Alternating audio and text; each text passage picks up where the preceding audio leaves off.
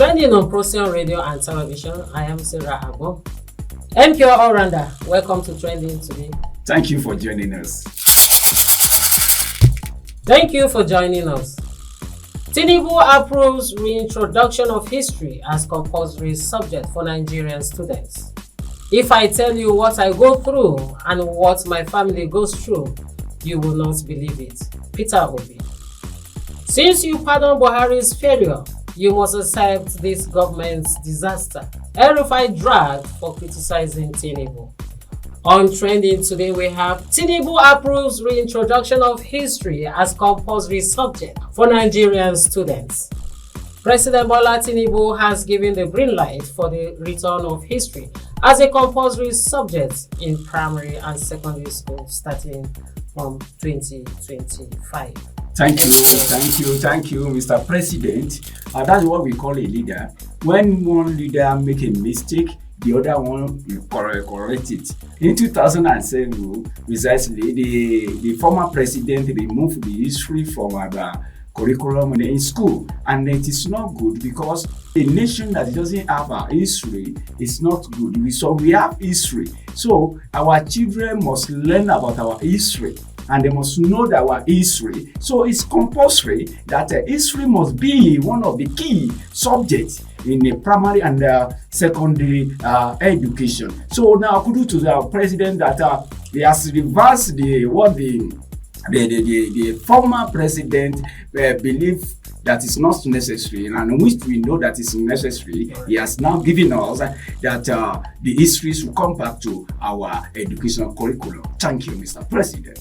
Thank you, MPO. If I tell you what I go through and what my family goes through, you will not believe it. Peter Obi.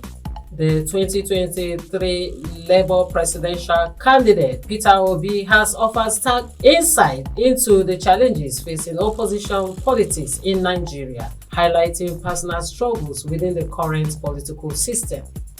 Speaking about the state of democracy in Nigeria, Peter Obi called for deeper discourse on opposition politics.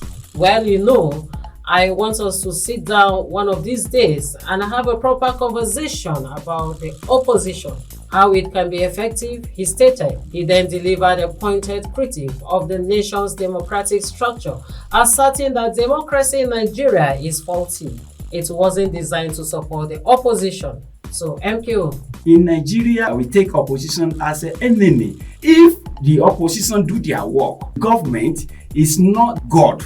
You understand? They can do mistake. If they are policy maker, if they make a policy and the opposition see that what they are doing is not a benefit to Nigeria, they can criticize. But the reverse is the case in Nigeria. Now, Obi is lamenting that the business is suffering and the family is in disarray because the people that is in the government with the president of President Bola Laments Tinubu, they felt Obi as an enemy to their oga. No, Obi is in the opposition. He's talking on behalf of Nigeria that Mr. President, this policy, do it this way. So they rub a head together and bring a good solution to Nigeria economy. That's how the opposition supposed to be. In the Western country, like in America and in Britain, in Western world, they do have opposition there,